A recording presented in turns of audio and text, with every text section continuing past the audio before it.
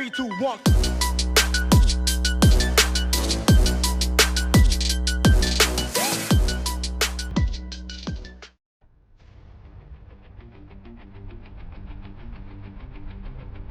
We're one of the first people that they see when they come in the doors. We're one of the last people that they see when we hook them up at the jets. During inspections, we have to make sure that we're following all steps. We're following the technical manual, which is all of the rules that we have to follow. Do this. You always have to get it right. Like, there's no room for mistake. Every time like they leave, I get nervous, but as soon as they come back, it's such a rewarding feeling because you know you did your job. Any final adjustment? No, I adjusted finally. You kind of have to have like that compassion for the pilots and keep in mind that it's the person inside of the suit. Alright, so let me know when it's good. It's really a team effort. As a one-pilot aircraft, once you get airborne as you by yourself, it's amazing how much of a team effort it is to get a jet airborne each day. Our PSD technicians that are getting us suited up, enlisted airmen, and contract support.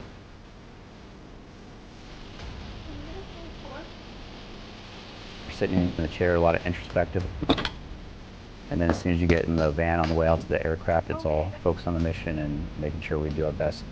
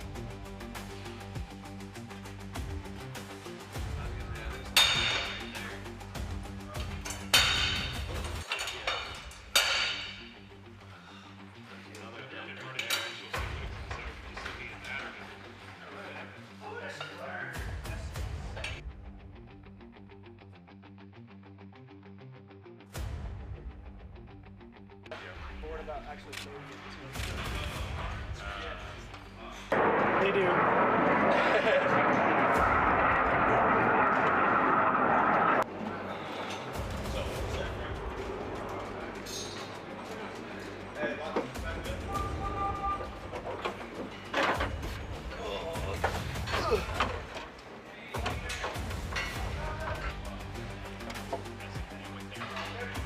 I'm not gonna lie, this thing is pretty clean.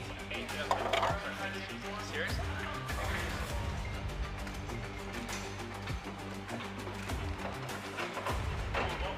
Hey, guys.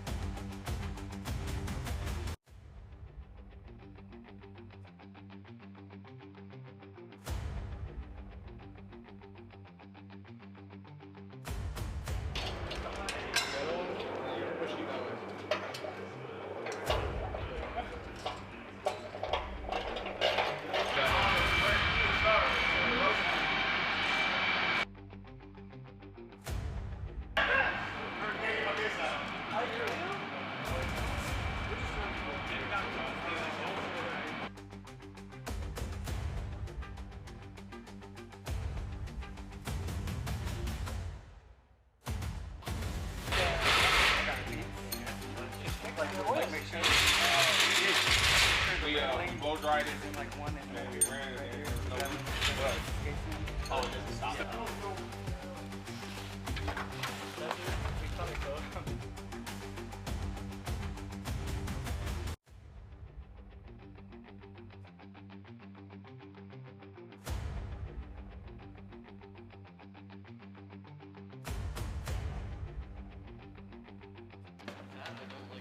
So yeah, take the insulation off. Make it like you about to inspect the clamp. Just take the insulation off.